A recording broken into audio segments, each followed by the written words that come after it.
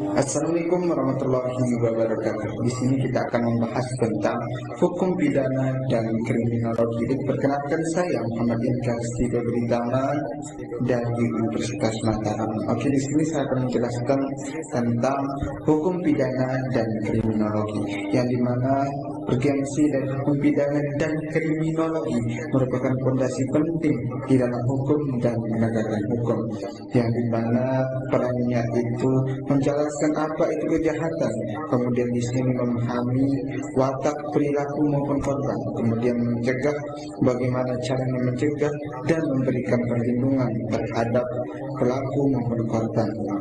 Nah, di sini ada urgensi dari hukum pidana.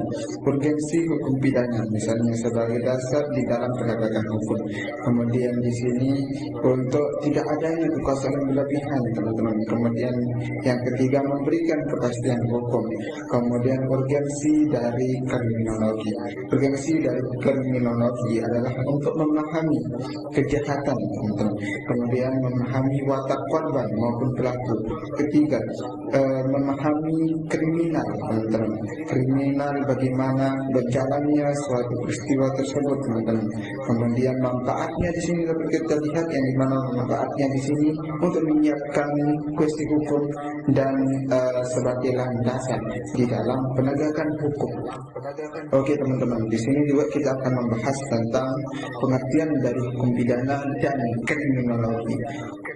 Hukum pidana merupakan suatu hukum yang membahas tentang sesuatu yang dilarang dan sanksi bagi pelanggarnya, yang dimana fungsinya itu sebagai alat di dalam penegakan hukum yang bersifat ultimum remedium, artinya penyelesaian terakhir di dalam suatu konflik, teman-teman. Kemudian yang kedua yaitu kriminologi.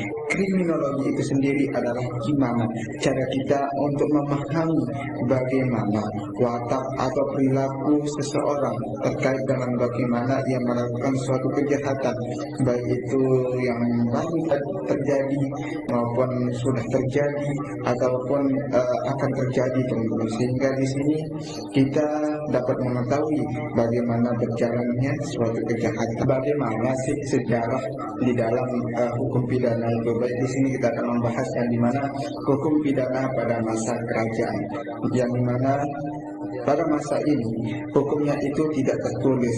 Kemudian di sini sanksinya itu bervariatif, teman-teman, bersifat komunal, teman-teman. Oke, contohnya seperti kerajaan Majapahit dan Mataram Islam. Kemudian hukum pidana pada masa kolonial. Ini